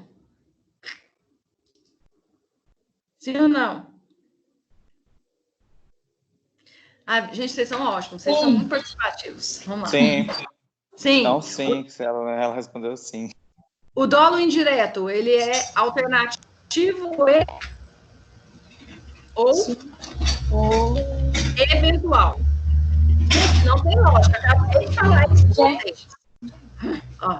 O dolo indireto pode ser alternativo. Tem alguém com barulho aí. No alternativo, é o tanto faz, né? Eu vou praticar conduta criminosa e tanto faz. Se a pessoa vai morrer, ou se vai ficar tolerada. Para mim, pouco importa o resultado. O que importa é que eu vou ofender a integridade física daquela pessoa. Já no dolo eventual, eu vejo o resultado, porém, eu ajo de maneira a não impedir este resultado, tá? Porque se eu vejo o resultado e quero praticá-lo, isso não é dolo eventual, isso é dolo direto, tá? Quando eu vejo e quero, é dolo direto. Lembre-se da teoria da vontade. O que a teoria da vontade fala? O dolo, ele tem que ser consciente e voluntário, e mais que isso, o agente tem que querer praticar aquela conduta criminosa. Já na segunda teoria, que é a teoria do assentimento ou consentimento, eu prevejo o resultado, mas eu atuo de uma forma a não impedir que esse resultado aconteça. Exemplo, o Jorge dirigindo a 200 por hora para chegar na casa da namorada, do cabelo loiro lá, né, que ilumina ele. Já na teoria da representação, eu prevejo o resultado, porém eu atuo de maneira que esse resultado não vai acontecer, que é o que a gente chama de culpa consciente. E a gente tem uma outra teoria, que é uma quarta teoria chamada de teoria da probabilidade. O que a doutrina fala sobre essa teoria da probabilidade? Se o sujeito considerava-se provável a produção do resultado, estaremos diante de um dolo eventual. Se considera que a produção do resultado era meramente possível, se daria por uma imprudência consciente ou com representação. Na verdade, a teoria da probabilidade trabalha com dados estatísticos, ou seja, de acordo com determinado comportamento praticado pelo agente, estatisticamente houvesse grande probabilidade. E aí, aqui a gente ainda pode fazer uma referência até mesmo à própria culpa consciente. A probabilidade daquele resultado, estatisticamente falando, a probabilidade daquele resultado. Essa teoria não é muito usada pela doutrina. E quais são as duas teorias adotadas pelo Código Penal? Tanto a teoria da vontade quanto a teoria do assentimento, tá? Então, há o dolo quando eu quero praticar o resultado, ou quando eu aceito aquele resultado e atuo de maneira a não impedi-lo. Isso ficou claro? Então, quando vai haver dolo? E aí a gente nem entra na seara de dolo direto ou dolo indireto. Eu quero entender assim, há o dolo quando o agente quer praticar aquele fato criminoso, ou seja, e aqui a gente já tem até a consciência e a vontade, e ele quer praticar, ou há o dolo também quando a gente prevê que aquele resultado pode acontecer e ele atua de maneira a não impedir esse resultado. É isso que eu tenho que gravar. Eu prevejo o resultado e a minha ação vai provocar esse resultado, tá? Por quê? Porque eu continuo atuando de maneira que não impeça o resultado. Diferente da culpa consciente. Porque na culpa consciente, embora haja a previsão de um possível resultado, o agente atua de maneira contrária à não produção desse resultado. Isso tem que estar claríssimo para vocês, para saber a diferença entre culpa consciente e dolo eventual. Hoje, há uma discussão, inclusive, entre os operadores do direito, no que se refere ao dolo direto e o dolo eventual em crime praticado na direção de veículo automotor, tá? Tem alguns delegados de polícia que eles já estão fazendo o indiciamento da pessoa, por exemplo, quando a pessoa está alcoolizada e atropela alguém, tal como aconteceu aqui em Anápolis, né? Teve aquele senhor, aquele rapaz, nem senhor nem rapaz, deve ter uns 45 anos, que estava na farmácia. Todo mundo acompanhou isso daí, né? E veio uma pessoa e atropelou e matou aquele homem lá. Ele foi indiciado, se eu não me engano, por dolo direto, tá? Porque, assim, e é tão engraçado isso, gente, é uma posição doutrinária, né? A questão do dolo direto e do dolo eventual. Porém, o direito, ele não é engessado, né? O direito, ele vai mudando. Os fatos, eles vão trazendo essas mudanças para os nossos mandamentos, para as nossas normas. E isso é essencial. Eu percebo o seguinte, a partir do momento que você senta em um bar e bebe, né?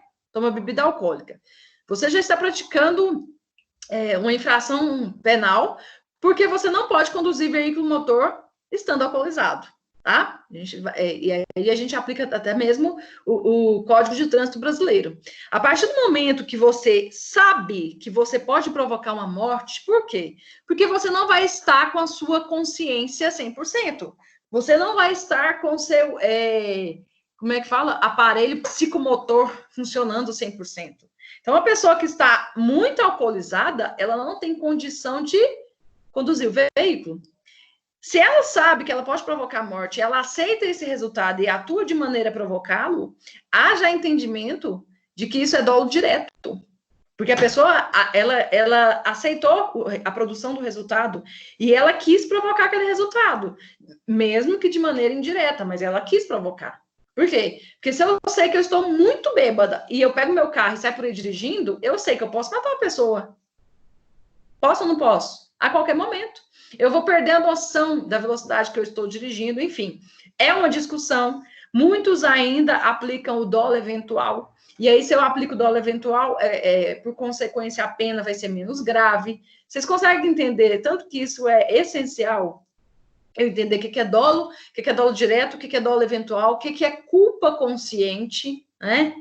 Eu sei que eu posso provocar o resultado, mas eu estou atuando de uma maneira que esse resultado não vai ser alcançado. Já no dolo indireto ou no dolo indireto eventual, eu sei e eu ligo foda-se. Desculpa a palavra, mas é essa que a doutrina traz. Foda-se se eu matar alguém. Foda-se se uma pessoa atravessar na minha frente e eu atropelo essa pessoa e mais outra pessoa que está no ponto de ônibus. Para mim não interessa. Eu quero chegar no local pretendido dentro do horário.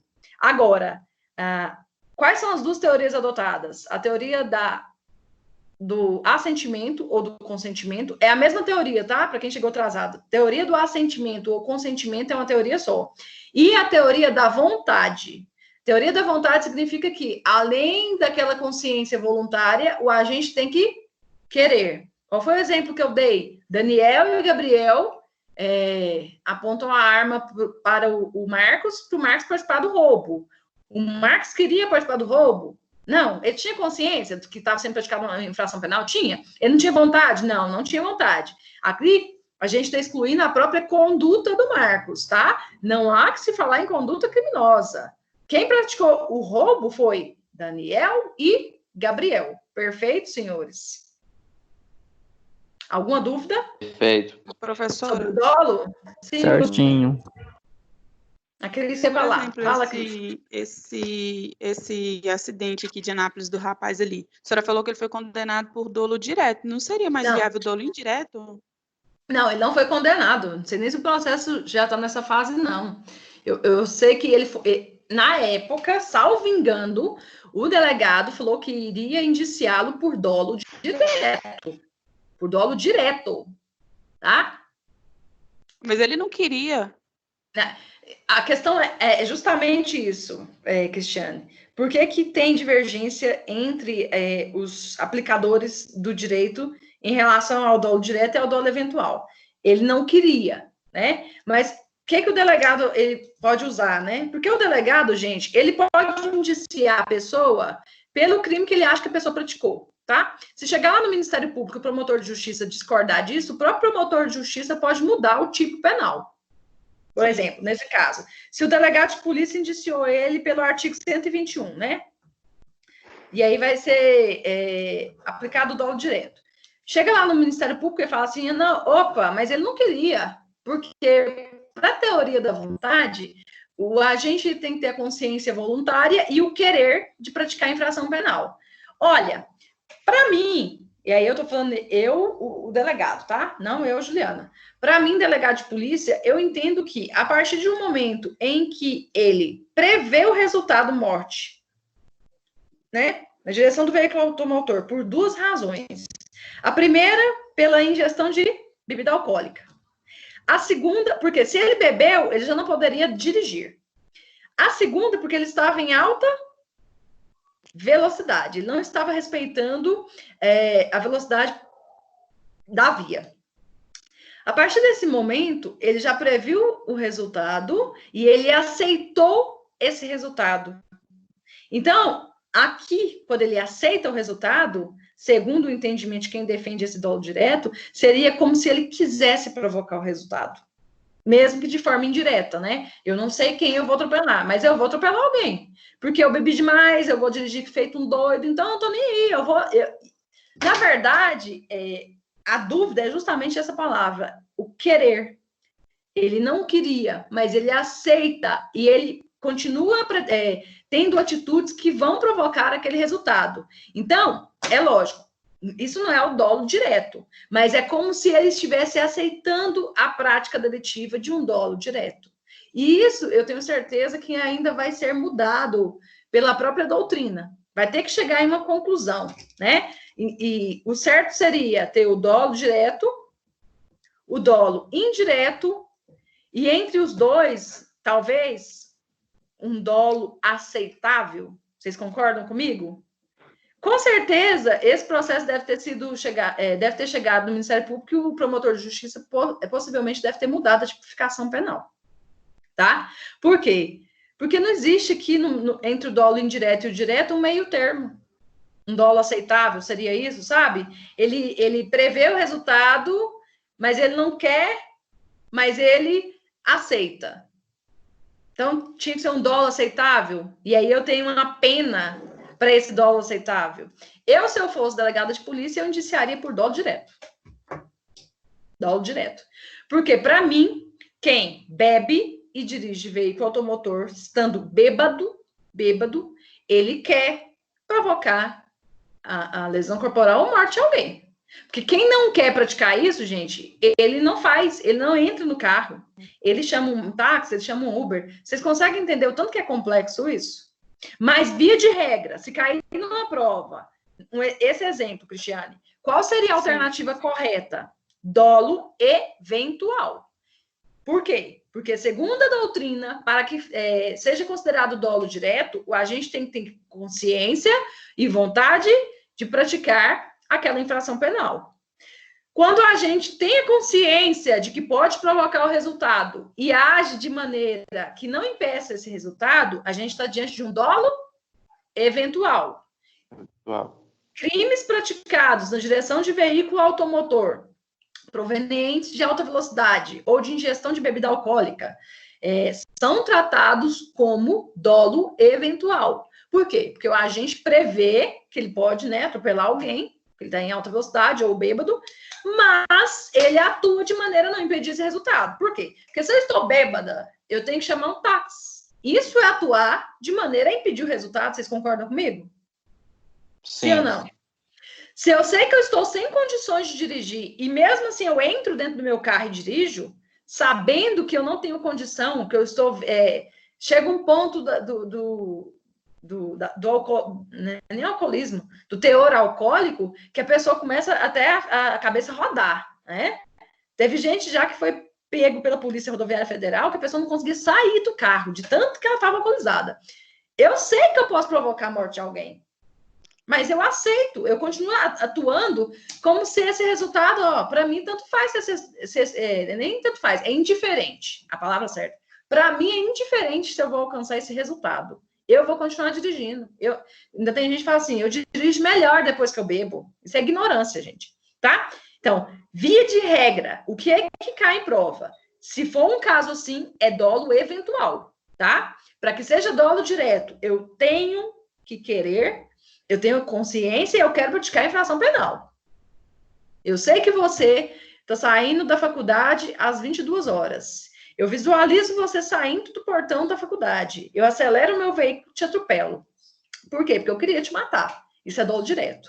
Agora, eu passei pela porta da faculdade a 120 por hora, sabendo que ali pode sair alguém a qualquer momento.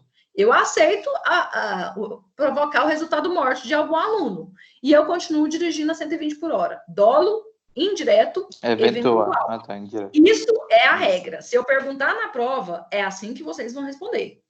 Essa tese minha aqui do dolo aceitável, que deveria ser aplicado dolo direto, e eu concordo com o delegado, isso é coisa que está nascendo agora, discussão nova, tá? Então, enquanto não houver um consenso doutrinário, enquanto não houver uma posição de tribunal, o que a gente tem que adotar? O que é vigente. E hoje o que é vigente é isso, tá? Perfeito, senhores. Não confundam as coisas.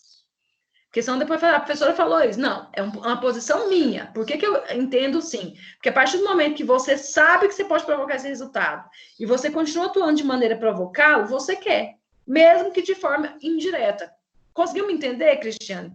Talvez eu não sei se eu consegui explicar o porquê que eu concordo com o delegado. Consegui, professora. É porque é bem complexo. Também mesmo, concordo com ele. Deixa eu falar uma coisa para vocês. Eu tenho contato dele, assim, eu tenho um colega que é amigo dele. Eu vou tentar ver se ele faz um artigo para vocês, para gente, falando o porquê que ele entende disso, tá? Talvez ficaria bem mais claro, né? A gente tem que começar a entender, e aí, isso aqui já foge um pouco da aula, tá? Que enquanto sociedade, a gente está falando de proteção da vida humana, vocês concordam comigo? Eu fui estagiária do Ministério Público e por muitas vezes, eu recebia inquéritos policiais de homicídios que eram provocados em virtude de ingestão de bebida alcoólica. E, assim, o direito penal, ele é a última razão, né? É a última medida. A gente só vai acionar esse ramo do direito se nenhum outro ramo do direito for capaz de solucionar aquela questão. Eu entendo que se a vida é o bem jurídico de maior relevância, né, a vida humana, é necessário que o próprio Estado imponha penas mais incisivas sobre aquelas pessoas que continuam, que insistem em desrespeitar o próprio Código Penal e o Código de Trânsito brasileiro, né? Todo mundo sabe, gente, todo mundo sabe que você não pode beber e dirigir, você não pode usar o telefone na direção de veículo automotor. Isso é regra, qualquer pessoa. Se você perguntar para uma criança de 6 anos, ela sabe que não pode, porque na escola já estuda isso. Então, se a sociedade sabe que não pode e a sociedade continua fazendo, cabe ao Estado modificar o seu próprio ordenamento, impondo penas maiores, sabe? Para que essas pessoas tenham a consciência de que essa conduta vai provocar uma lesão ao bem jurídico vida. Vida de quem? Da própria sociedade, das pessoas que vivem em sociedade. Eu tenho que agir de maneira a proteger a vida do outro, entendeu? E assim, é até bom a gente falar um pouco disso, trazendo à baila aqui o próprio Covid-19. O governador do estado, ele acabou de emitir um novo decreto. Hoje, vocês têm que sair de casa usando máscara. E se sair para alguma coisa essencial. O uso de máscara agora é obrigatório. Conheço pessoas que falaram que não vão usar. Gente, você está desrespeitando. Por quê? Porque a gente tem que atender a essas regras para que essa pandemia seja o quê? Contida. Se houver uma disseminação maior, não haverá leitos para todo mundo que tiver doente. E aí, meu filho, é a regra, infelizmente, a regra a gente já sabe o que vai acontecer. Vocês conseguem entender o que é eu ter um regramento sobre determinada conduta e as pessoas insistem em desrespeitar isso? Se o Estado está falando que é assim, é porque há já números, tá? E talvez números que não foram divulgados. A questão do homicídio, vocês não têm noção, gente, o tanto de gente que mata pessoas porque bebeu e dirigiu. Ministério Público, quem tiver a oportunidade de fazer estágio lá, todo dia chega inquérito policial a respeito disso, sabe? Então, eu creio que isso vai ser modificado e tem que ser modificado. O direito penal, ele tem que ser um direito de exemplo. Vocês estão percebendo? O fulano foi condenado a 15 anos de prisão. Por quê? Porque dirigiu alcoolizado e matou 3 pessoas que estavam num ponto de ônibus. Aí você vai aplicar dolo eventual no cara? Tem delegado de polícia que coloca culpa consciente, não, homicídio culposo. Isso não é homicídio culposo, gente. Sabe? Então, assim, é uma discrepância muito grande se eu estou falando de proteção da vida humana. Enfim. Ai, cansei. Gente, em relação ao dolo, a nossa aula de hoje a gente matou tudo que tinha de interessante e de necessário para o dolo. Na outra aula eu vou falar de culpa, mas hoje o dolo é só isso. Eu vou disponibilizar esse link, uns 45 minutos mais ou menos. Eu não sei se vocês já chegaram até a assistir esse documentário, chama Investigação Criminal, Suzane von Richthofen. Eu vou disponibilizar para o Breno e vou colocar no AVA. Pessoal, qualquer dúvida em relação a essa matéria, vocês podem me mandar, tá? Que eu vou responder. E vou tentar ver se eu consigo esse artigo aí, para a gente trabalhar mais a questão do dolo eventual e do dolo direto em direção de veículo automotor. Talvez eu mesma faça esse artigo, tá? Para a gente debater e entender por que é tão necessário que o Estado seja mais sancionador no que se refere a esse tipo de conduta. Alguém tem alguma dúvida em relação à matéria de hoje? Não. Por enquanto não, professor. Por enquanto não. Meninos, continue fazendo aí o desafio nota máxima, tá? Nossa pontuação melhorou muito, muito mesmo. Fiquei bastante feliz com vocês. Essa turma de vocês é muito boa. Eu não sei se a Yasmin, deixa eu ver aqui se ela tá aqui. Yasmin! Oi. Foi você que entrou recentemente no curso, não foi? Foi. Você conseguiu acesso aos materiais, tudo? Sim, sim. Tá. Qualquer dúvida, você me manda lá no e-mail, tá? Tá bom, professora, muito obrigada. De nada. Aliás, pessoal, aproveitando que vocês estão online aí, às vezes eu recebo e-mail, tá? E não respondo na hora, porque eu tenho só uns 50 para responder antes de responder o seu. Então tem que ter um pouquinho de paciência, tá bom? E aí eu vou colocar o link lá agora, vocês já aproveitam aqui que tem ainda 40 minutos de aula e assistam esse documentário agora, tá? Para a gente debater esse documentário na próxima aula. Ok? Sim ou não, senhores? Ok. Ok, sim. Gente, eu tô com tanta saudade da aula presencial, Professora. vocês não têm noção. Ah, não, Oi. essa senhora não, Que dia que professor. volta às aulas? Peraí, um de cada vez. Adailson. Que dia que volta às aulas? Normal? Então, a gente não tem previsão ainda, porque a Croton está seguindo a orientação do decreto do Ronaldo Caiado, né? Nosso governador. Enquanto não houver uma autorização do governador, a gente não pode, infelizmente, estar em sala de aula por conta da aglomeração, né? E a saúde de todos é o bem maior. Então, a gente vai continuar tendo as aulas remotas, essa aqui. Eu não tive nenhum problema, né, com vocês, assim, de questão de rede, de internet. Sei que alguns alunos não estão participando da aula ao vivo, não sei como que eles estão fazendo, se eles estão assistindo a aula disponibilizada depois. Inclusive, a nossa última aula, eu ainda não consegui baixar o vídeo para o meu canal no YouTube. Eu não sei o que está acontecendo, porque que não está carregando, mas eu vou dar um jeito nisso. Mas é um anseio meu, lógico, e de todos, que as aulas presenciais retornem o quanto antes possível. Mas essa possibilidade, ela se dá em razão do decreto do governador, né? Então, aqui a gente não tem previsão. Eu creio que até maio não retorna, tá bom? E assim, o que eu peço para vocês, eu sei que o ensino de forma remota, e não se confunde com EAD, não tem nada a ver com EAD, ele é um ensino que veio para criar até mesmo para nós, professores, uma nova forma de ensinar. Vocês pensam que para a gente é fácil? Não é. É muito mais complicado dar a aula de forma remota do que a aula presencial. A gente cansa muito mais. Pra vocês terem noção, todas as vezes que eu dou aula para vocês, eu fico com dor de garganta o dia todo, porque a gente fala praticamente o tempo todo, e na sala de aula tem interação, né, a participação de vocês, e acaba que é repartido entre professor e aluno a questão de falar, e assim, eu fico bem cansada mesmo. Mas a gente está fazendo o máximo possível, porque eu, enquanto professora, não quero que você, aluno, desista do curso. E é uma situação mundial, não é uma situação de Anápolis. O Brasil, só para vocês entenderem, pessoal, existe um gráfico lá que eles criaram, eu não sei a fonte, eu participei de uma reunião.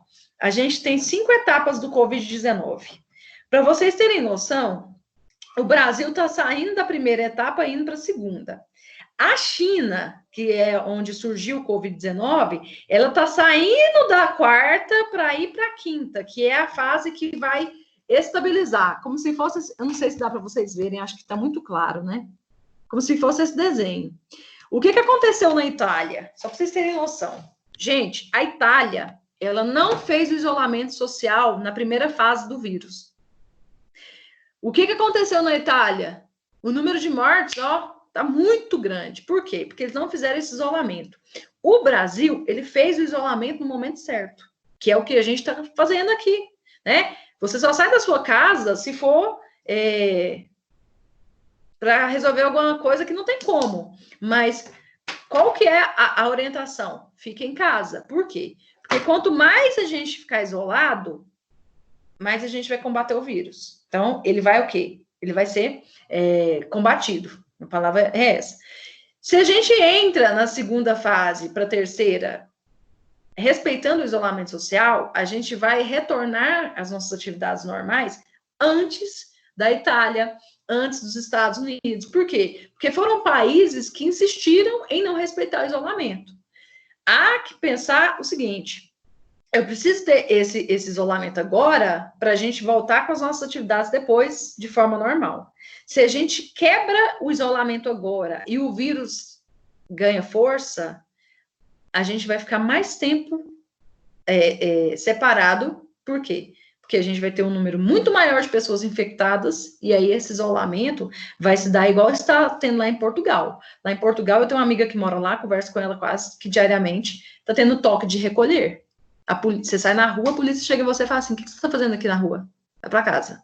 E aí todo mundo sabe, né? Se você desacata uma ordem policial, o que acontece com você? Você vai ser preso, né? Então, assim, a gente tem que entender que é um momento que vai passar. Vai passar a partir do momento que todos fizerem sua parte. Qual que é o papel de vocês hoje? Continuarem os seus estudos, sabe? E assim, gente, não tem desculpa.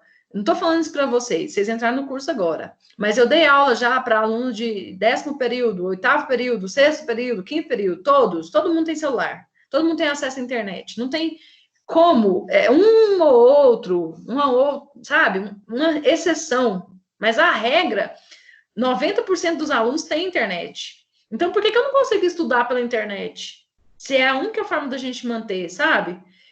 Igual a nossa aula aqui. É uma aula que dá para vocês entenderem?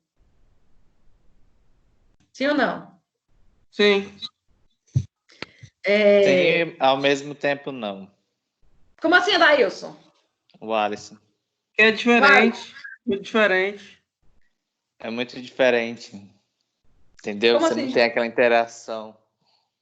Não, mas eu tô falando assim, em relação ao conteúdo. Não, o conteúdo está sendo entregue. Não, mas você tem alguma dúvida em relação ao conteúdo? Não. Então, assim, eu tô percebendo que o que vocês estão achando ruim é a mesma coisa que eu estou achando ruim. É a falta da gente estar aqui, ó, junto, lá na faculdade. E isso, infelizmente, não cabe a mim, não cabe à direção da faculdade, porque a gente acata ordens. Vocês conseguem entender, pessoal? Então, a gente vai ter que esperar mesmo, ter confiança em Deus que isso vai passar. Enquanto isso, vocês, sabe, façam as suas atividades, aproveite o tempo que você... Não sei se todos estão em casa ou se tem alguém que ainda está trabalhando, né? Tem gente que está de home office. Mas aproveita esse tempo e vai pesquisa artigo na internet, sabe? Tempo e criatividade eu sei que vocês têm demais. E quando isso tudo passar, vocês vão dar um valor na aula presencial que eu acho que aluno nenhum nunca deu. Sério, eu fico até assim, com saudade mesmo. Eu gosto mais de sala de aula, eu gosto do quadro, gosto do giz, gosto de estar com o meu aluno, mas, infelizmente, a gente vai ter que esperar esse momento passar, tá bom? E aí, senhores, eu vou colocar o link agora lá no AVA, tá? Da investigação criminal Suzana Ivon Richthofen. Aproveite aí esses 40 minutos finais de aula, vai bater certinho com o tempo do documentário, 45 minutos, e assistam para a gente fazer alguma atividade depois, tá bom? Conto com vocês, com a compreensão de vocês. Hoje eu me preparei para dar essa aula, fiz até minha unha, ó, para ficar bonita para vocês, porque meus alunos merecem o melhor. E se tiver alguma dúvida, converse comigo, tá? Eu sei quais são os professores de vocês. Se vocês tiverem alguma dúvida em relação à matéria de outro professor, fale comigo no particular, pelo amor de Deus, não fala aqui, que eu não gosto que fala de professor nenhum, sabe? Cada professor tem a sua didática, mas vocês estão com os melhores professores. E eles são muito acessíveis. Já conversei com eles, tá? Tá bom, senhores? Um beijo. Fiquem com Deus. Amém, com Deus também. Tchau, professor. Com Deus. Amém, com Deus. Assistam lá agora, hein? Vou disponibilizar agora. Tá bom? Beijo. Ok, beijo. Tchau. Tá bom, então.